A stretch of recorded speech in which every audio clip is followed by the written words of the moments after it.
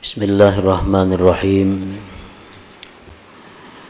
Alhamdulillahilladzi amarana bit-taslimi war-ridha wa nahana 'anil i'tiradi wasyaqwa ila ghairihi ta'ala. Asyhadu an la ilaha illallah wahdahu la syarika lahu jalla wa ala. Wa asyhadu anna sayyidana Muhammadan abduhu wa rasuluhul mu'azzamu fil ardi was sama. Allahumma salli wa sallim wa barik ala sayyidina wa maulana Muhammad al-mawsuf bis safa wal wafa wa ala alihi wa ashabihi wa zurriyyatihi wa man iqtafa, amma ba'du. Yang kita hormati dan kita cintai para habaib dan para alim ulama, para muhibbin hadirin hadirat rahimakumullah.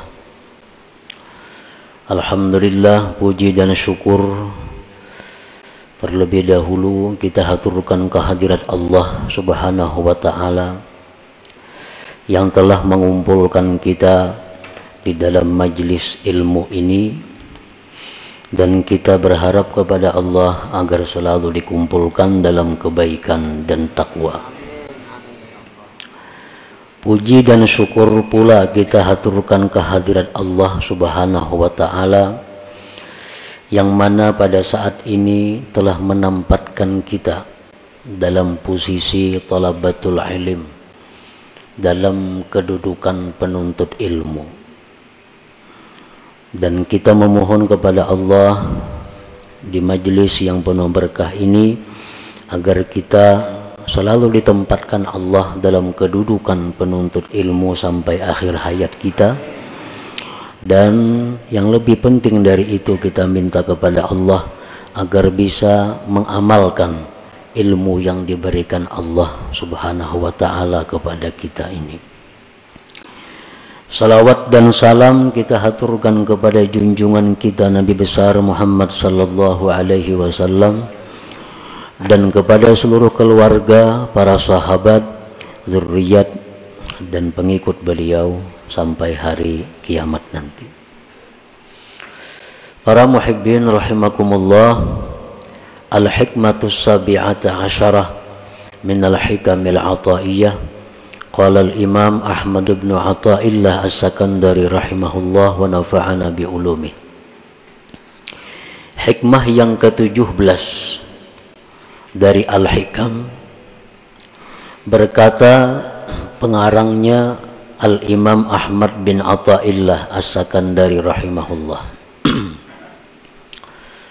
ma taraka minal jahli syai'a man arada ayyuhditha fil waqti ghaira ma azharahullahu fihi. Yang artinya tidaklah meninggalkan daripada kejahilan sedikit jua pun oleh orang yang menghendaki bahwa menciptakan pada waktu selain yang Allah nampakkan dia pada waktu itu. Itu artinya hikmah yang ke-17 ini. Para muhibbin rahimakumullah, adapun tafsirnya dari hikmah ini adalah idza aqamallah subhanahu abdan bihalin minal ahwal badaniyan kana aw qalbiyya la yazummuhu syar'u falyaltazim dzalik wal yuhsinil adaba wal yarda bidzalik wa la yantaqil ila ghairi ma huwa fihi hatta yanqulahu subhanahu wa ta'ala. Fa in intaqala ila ghairi ma huwa fihi faqad jahila rabbah wal jahlu billah ajhalu minal jahlil murakkab.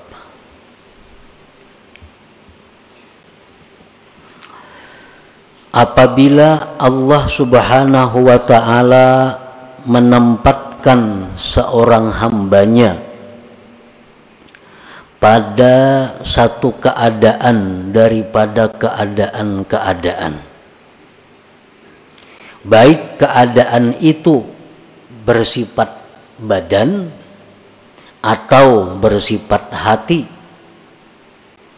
yang mana keadaan itu tidak dicela oleh syara, tidak dicela oleh agama, maka hendaklah dia melazimi keadaan itu dan baiklah adab kepada Allah, dan hendaklah ridha kepada Allah dengan demikian tadi, dan tidak berpindah kepada selain sesuatu yang adalah dia pada sesuatu itu, sehingga Allah yang memindahkannya.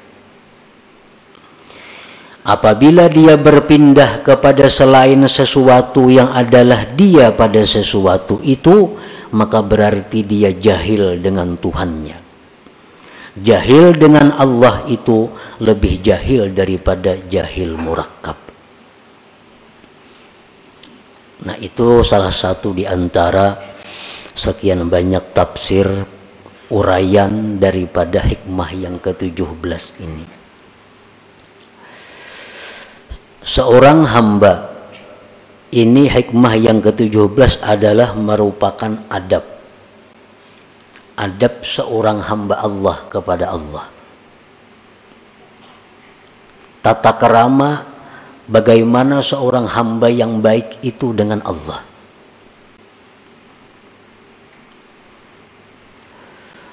Apabila Allah menempatkan kita di dalam satu keadaan, baik yang bersifat keadaan itu di badan kita atau hati kita, yang keadaan tadi jelas sudah tidak dicela oleh agama, maka keadaan tersebut kita lazimi dan hendaknya kita membaguskan adab, dan kita ridha dengan keadaan yang ditempatkan Allah itu, dan kita tidak berpindah untuk mencari keadaan-keadaan lain, sehingga Allah sendiri yang memindahkan kita kepada keadaan yang lain itu. Apabila kita berpindah sendiri tanpa ada petunjuk dari Allah, maka berarti kita jahil dengan Allah. Sedangkan jahil dengan Allah itu lebih jahil daripada jahil murakkab.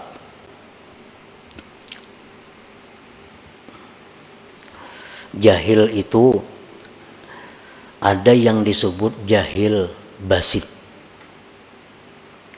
Jahil basit ini artinya orang yang tidak tahu sesuatu dan dia tahu dirinya tidak tahu sesuatu itu.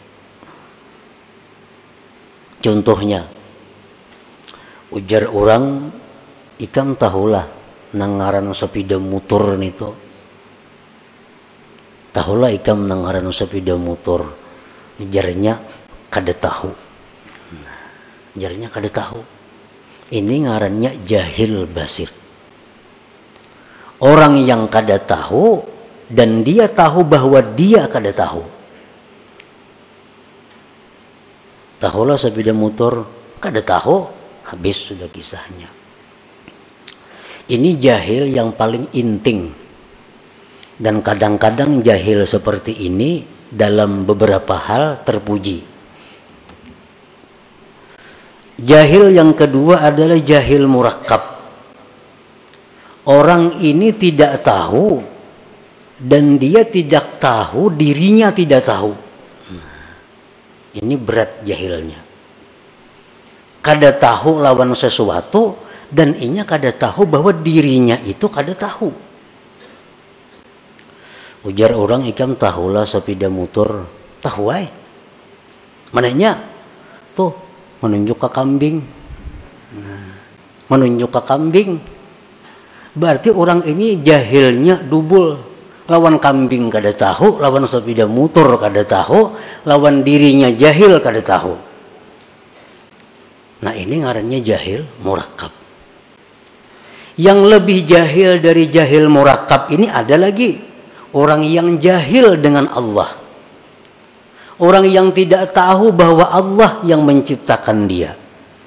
Orang yang tidak tahu bahwa Allah yang mengatur seluruh yang ada ini. Orang yang tidak tahu bahwa Allah yang menghendaki segala yang telah terjadi dan akan terjadi. Dia tidak tahu bahwa Allah yang memberi rezeki kepada dia.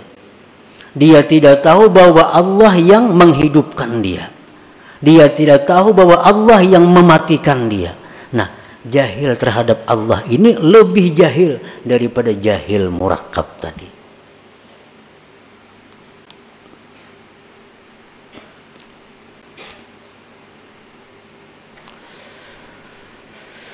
Nah, di antara kita mungkin kita kadang mengaku bahwa kita ini jahil dengan Allah. Mungkin kita kadang mengaku bahwa kita ini jahil dengan Allah. Tetapi perilaku kita, tutur kata kita, kelakuan kita, tindakan kita kadang-kadang itu menunjukkan bahwa kita ini jahil kepada Allah. Bujur aja kadang mengaku. Bujur aja tahu sifat 20. Belajar bang sudah. Tahu ini perukunan. Tahu kitab tentang sifat ini macam-macam. Tetapi pada kenyataan dalam praktik menunjukkan bahwa dia itu jahil dengan Allah. Nah, itu kebanyakan di antara kita. Takunin aja kita tahulah sifat Allah, tahu. Tahulah Allah bersifat ini, tahu karena sudah belajar. Tapi dalam gawian sehari-hari menunjukkan bahwa kita ini jahil dengan Allah. Buktinya ada dendam dalam hati kita. Buktinya kita seringkali menyalahkan asbab dalam segala sesuatu. Buktinya kita seringkali bergantung dengan asbab. Buktinya seringkali kita gembira dengan asbab. Kita sedih dengan asbab. Nah, itu praktik-praktik menunjukkan kita jahil dengan Tuhan. Jahil dengan Tuhan itu paling dahsyat kejahilan. Lebih jahil daripada jahil murakkab tadi. Para muhibbin rahimakumullah.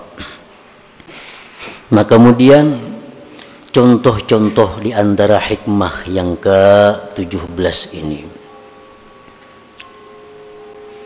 Bagaimana adab kita yang sebenarnya kepada Allah dalam hal keadaan-keadaan yang kita tempati. Idza aqamallahu 'abdan fi talabil 'ilm tilmidan kana aw syaikha wa kafahu min amri dunyahu faltazim dzalik wal yuhsinil adab ma'allah wal yarda bidzalik wala yantakil ila ghairi ma huwa fihi hatta yanqulahu Allah subhanahu. Apabila Allah menampatkan hamba pada menuntut ilmu, baik murid atau guru, guru dan murid itu sama-sama masuk dalam penuntut ilmu. Misalnya kita berwakaf ini untuk penuntut ilmu, murid masuk di situ, guru masuk. Nah, Allah Subhanahu wa taala bila menempatkan kita dalam menuntut ilmu, gawian kita nih belajar aja. Ada yang saya punya gawiannya mengajar aja. Dan Allah cukupkan daripadanya perkara-perkara dunia. Allah cukupkan. Makannya cukup, pakainya cukup, membiayai keluarga cukup. Dari mana jalannya Allah mendatangkan kita kada tahu. Pokoknya cukup. Nah, ini orang ngarannya ditempatkan Allah dalam posisi menuntut ilmu. Bila sudah demikian halnya, lazimi posisi itu. Dan membaguskan adab kepada Allah. Artinya apa? bahwa dia menganggap inilah posisiku yang terbaik, inilah keadaanku, pekerjaanku yang terbaik yang diberikan Allah. Dan hendaklah dia riba dengan keadaan itu. Dan dia jangan berpindah kepada keadaan lain sehingga Allah yang memindahkannya. Orang ini kesibukannya belajar. Pagi belajar, tengah hari belajar, sore belajar, malam belajar, atau mengajar. Tapi urusan dunia inya cukup. Berarti inya ini ditempatkan Allah sebagai penuntut ilmu. Jangan tinggalkan posisi itu kecuali Allah yang memindahkan. Jangan nak berampih nuntut ilmu, nak berpindah nuntut ilmu nah, nak berusaha. Nah, itu berpindah ngarannya. Nak berampih sama ajar, nak beramal aja lagi. Nah, ngarannya berpindah. Jangan kecuali Allah yang memindahkan. Apa tanda-tandanya Allah memindahkan kita dari posisi itu? Tandanya,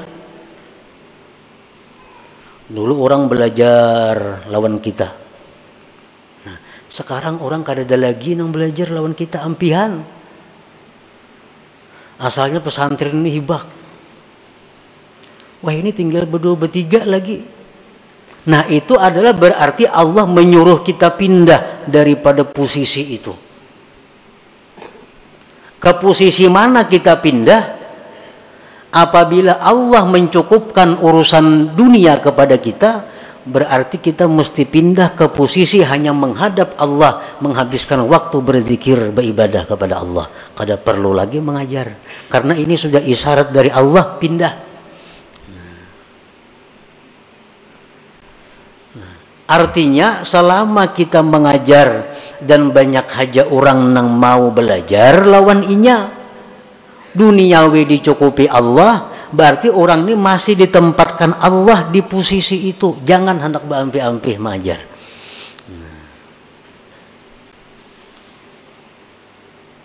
Orang hendak belajar lawan inya masih banyak, urusan dunia dicukupi Allah aja, berarti Allah masih merestui kita di posisi itu. Jangan pindah. Jangan hendak dalam kamar aja bak urang bakhalwat, jangan.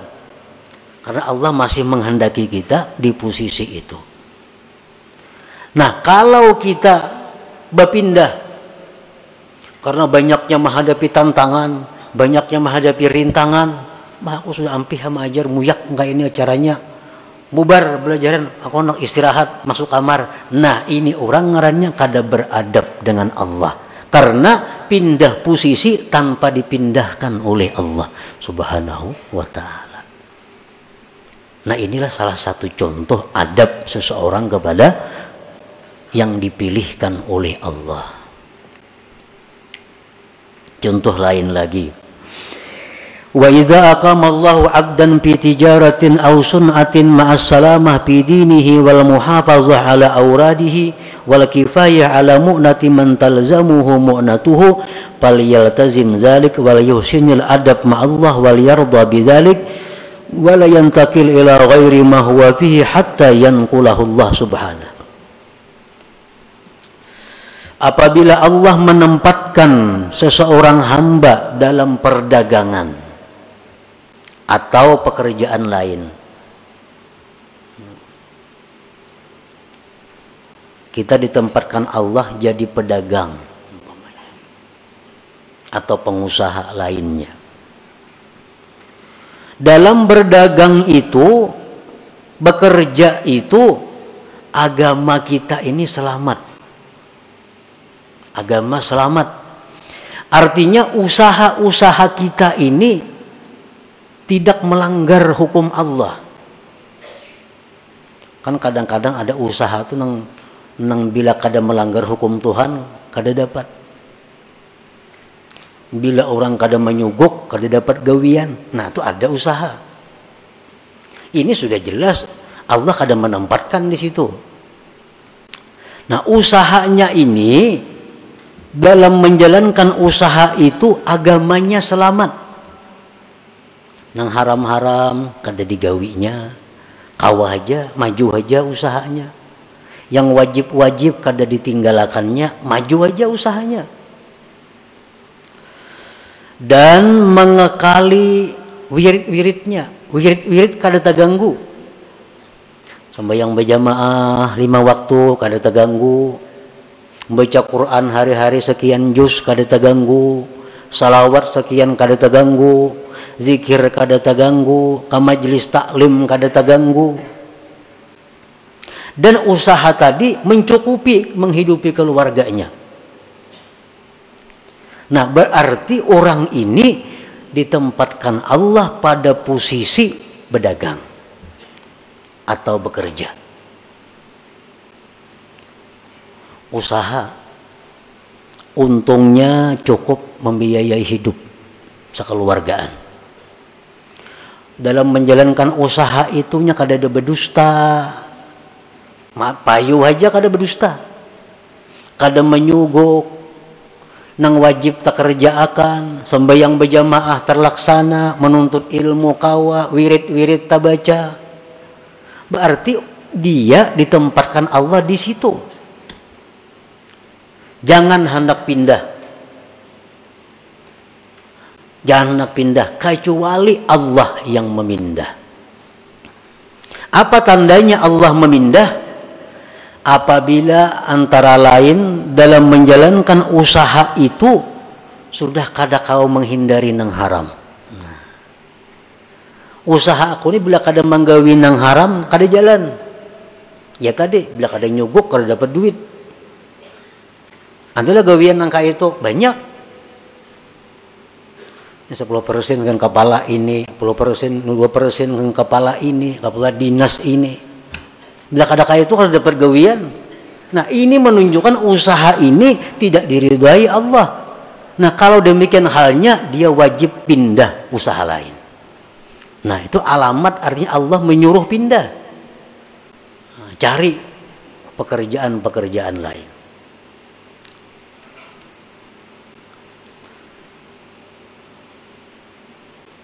Nah, apabila seseorang itu usahanya bagus, agamanya selamat, wirid-wiridnya terlaksana, untungnya cukup menghidupi keluarga, dia tetaplah pada posisi itu. Jangan pindah kepada posisi lain kecuali Allah yang memindahkannya. Tandanya Allah memindahkan sudah kesulitan dalam menjalankan usaha untuk menghindari yang haram atau melaksanakan kewajiban. Nah, berusaha ini mengaji kada tak kaji lagi. Wirid banyak kada terbacai lagi. Hendak kada ka itu kada dapat duit. Nah, berarti usaha ini sudah disuruh Tuhan tinggalkan, cari usaha lain. Cari usaha lain. Nah, itu adabnya kepada Allah bagi orang-orang yang ditempatkan Allah dalam posisi usaha. Wa idza aqama Allahu 'abdan fi hukumatin ma'as salamah fi dinihi wal muhafazah 'ala awradihi wal kifayah 'ala mu'nati man talzamuhu mu'natuh falyaltazim dzalik wal yuhsinil adab ma'allah wal yarda bidzalik wal yantakil ila ghairi ma huwa fihi hatta yanqulahu Allah subhanahu. Apabila Allah Subhanahu wa taala menempatkan seseorang ini dalam pemerintahan, ini ditetapkan Allah dalam pemerintahan, jadi pegawai, baik itu pejabat apa ngarannya, dalam pegawai itu, dalam menjalankan tugas itu dia bisa menyelamatkan agamanya. Bujur aja jadi kepala ini, kepala depak umpamanya, kepala PO. Tapi inya urusan agamanya selamat. Kada mengambil duit orang, membagi gawian dengan jujur. Pokoknya nang haram-haram itunya bisa menghindari. Ke pengajian tetap kawa turun, wirid-wiridnya terbaca. Gajinya cukup menghidupi keluarga. Berarti orang ini sudah ditempatkan Allah, direstui Allah di posisi itu. Jangan hendak mundur dari jabatan itu kecuali Allah yang memundurkan. tandanya Allah memundurkan apa? Aku jadi kepala ini kada kawa, kada korupsi. Kenapa kada korupsi?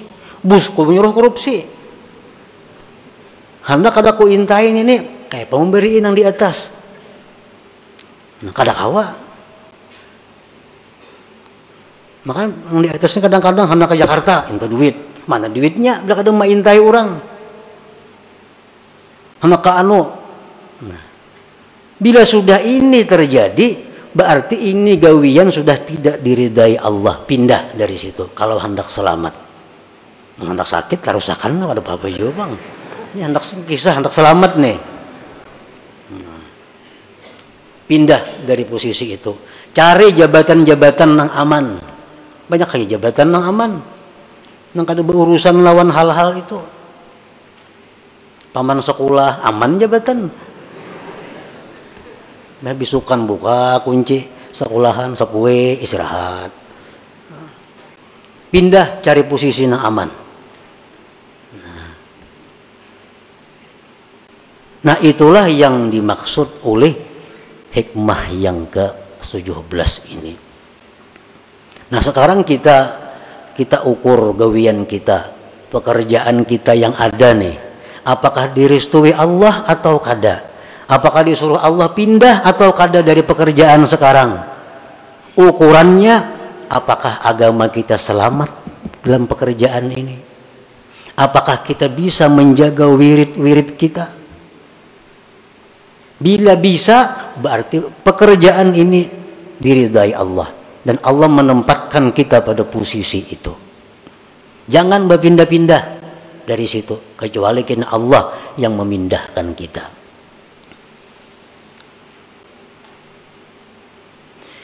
Wa idza aqama Allahu 'abdan fi faqrin fa sabara wa radiya bidzalik fala yatlub min Allahi al-ghina hatta yughniyahu Allah taala bila talabin minhu. Apabila Allah menempatkan seorang hamba dalam posisi fakir. Nah, ada orang yang ditempatkan Allah dalam posisi fakir. Fakir ini artinya orang yang memerlukan biaya sehari 15.000 rupiah. Tapi yang ia dapatkan hanya 6.000 atau kurang lebih itu. Ini fakir. Inya perlu sehari ini menghidupi keluarganya 20.000. Usaha yang didapatnya hanya 7.000. Nah ini fakir. Apabila Allah menempatkan seseorang hamba dalam posisi fakir, tapi inya sabar. Inya ridha aja, kada jadi pikiran. Beramal lancar, nuntut ilmu lancar, padahal duit sakit. Nah, fala yatlub minallahi al-ghina, jangan hendak minta kaya kepada Allah. Jangan hendak minta luas rezeki kepada Allah, sehingga Allah nantinya sendiri yang mengayakan dia tanpa permintaan daripada dia. Tunggu aja, hadangi aja. Bila kada sugih di dunia, di akhirat kena sugihnya. Nah itu contoh orang yang beradab dengan Allah Subhanahu wa ta'ala.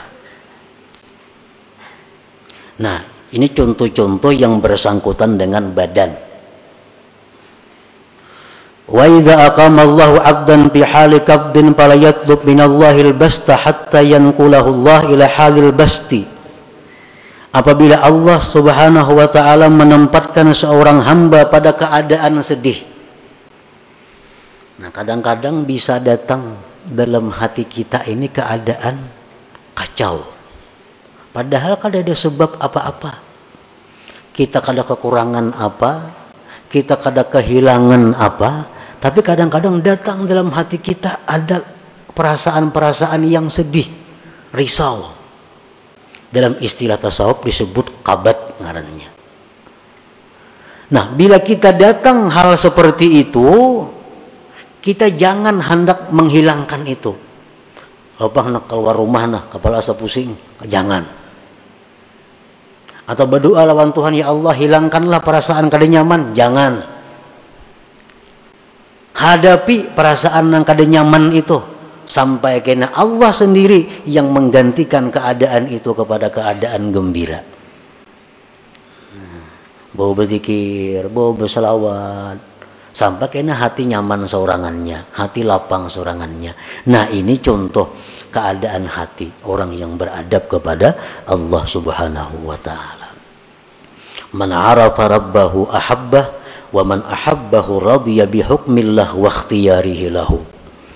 Barang siapa yang mengenal Allah, dia pasti mencintai kepada Allah. Pasti mencintai kepada Allah. Asal bujur-bujur kita ini tahu tentang Allah, kita pasti katuju lawan Tuhan itu. Bila mana sudah kita cinta kepada Allah, kita pasti akan riba dan senang dengan apa yang dipilihkan Allah untuk kita. Kita pasti akan senang dengan apa yang diberikan Allah kepada kita. Nah, itulah para muhibbin rahimakumullah, sedikit tentang pembahasan hikmah yang ke-17 ini. Mudah-mudahan kita diberi Allah hidayah, taufik untuk bisa mengamalkan ilmu-ilmu yang diberikan Allah Subhanahu wa taala kepada kita ini. Ila hadratin Nabi sallallahu alaihi wasallam. Al-Fatihah. A'udzubillahi minasyaitonir rajim. Bismillahirrahmanirrahim. Iyyaka na'budu wa iyyaka nasta'in. Ihdinas siratal mustaqim. Shiratal ladzina an'amta 'alaihim. Ya Allah biha, ya Allah biha, ya Allah bihusnil khatimah. Ya Allah biha, ya Allah biha, ya Allah bihusnil khatimah. Ya Allah biha, ya Allah biha, ya Allah bihusnil khatimah. فيا أيها الرجل منه شفاعة صلوا عليه وسلموا تسليما. اللهم صل وسلم